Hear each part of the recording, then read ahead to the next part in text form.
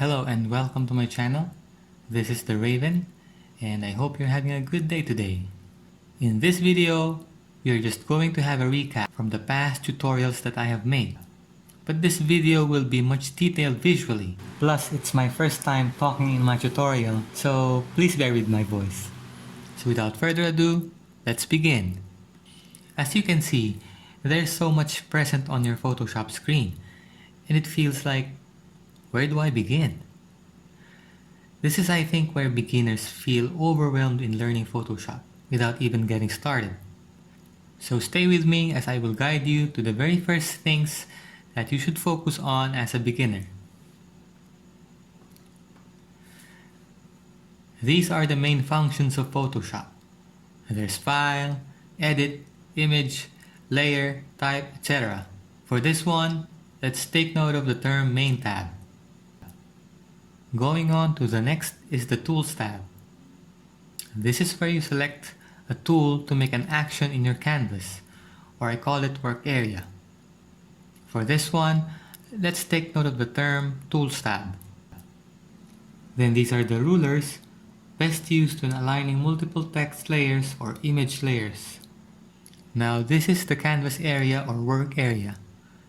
This is where all the actions happen when using a tool in your Tools tab. Then next is the Layers tab. This is where you edit the actions that you have made using your tools. Most tools that you use will render a layer on your Layers tab. Now that you know where to look at, remember the terms that I have used, as I will often mention them all throughout my tutorials. Okay, so to open a new canvas or work area, click on the File button on the Main tab, then click on New. An options box will appear to input your preferred canvas dimensions. I prefer pixels since most social media design requirements are set to pixels. Just don't forget to adjust your resolution somewhere between 100 to 300. To shortcut, press Ctrl N. Now that we have learned how to open a new canvas, let's go back to the current work area to use our Move tool. Notice the Actions bar right below the Main tab. It is set to Move tool since we have chosen Move as an action. As we change our tools, the Tools Actions bar follows. So upon selecting, all we need to do now is to click and hold a layer or an object on your canvas, then reassign them as you please. As you click an object or a layer in your canvas area, the Layers panel selects and highlights the layer that you have selected. This is to make sure that you have selected the right object to be moved. If you are not satisfied with your move or any action, simply press Ctrl Z or Ctrl Z to undo the last step. Moving on is the Text tool. To shortcut, press T. As I mentioned earlier, the Actions bar below the Main tab changes to Text Actions. As soon as your mouse pointer changes to a typing icon, you may now click on the canvas to start typing.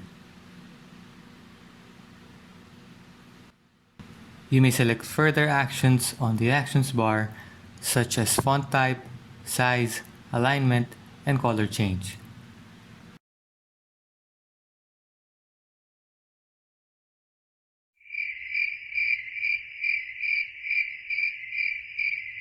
Once done editing your text layer, select the Move tool to end the Text tool action.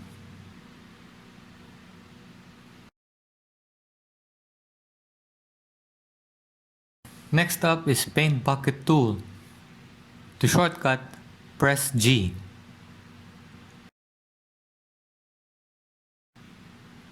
One basic use of this is to color your canvas.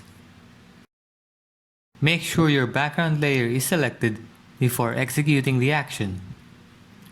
You may select on these two squares. They are called foreground and background colors. Once you have chosen a color, simply click on the canvas area to apply your chosen background color. You may switch your foreground and background color by clicking on the arrow link.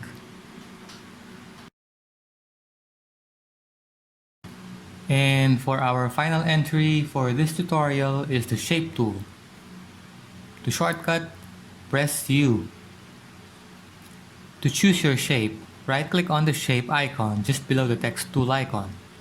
You will see there a number of shapes to use. For now, we'll just use a four-sided shape. Notice also that the actions bar changes to the shape tool options. Oh, by the way, the canvas's visual is based on the hierarchy of layers in the layers panel. Meaning, the top layer in the layers panel is the outermost view, so it covers the rest of your view from the next layer up to the last. Okay, so we'll just drag the shape layer up here so you can see the full view. To adjust the color of your shape, you just double click on your shape layer, then the color selection will appear. Hit OK once you're done. Just knowing these tools, you will be able to come up with your own YouTube profile picture just like mine right here.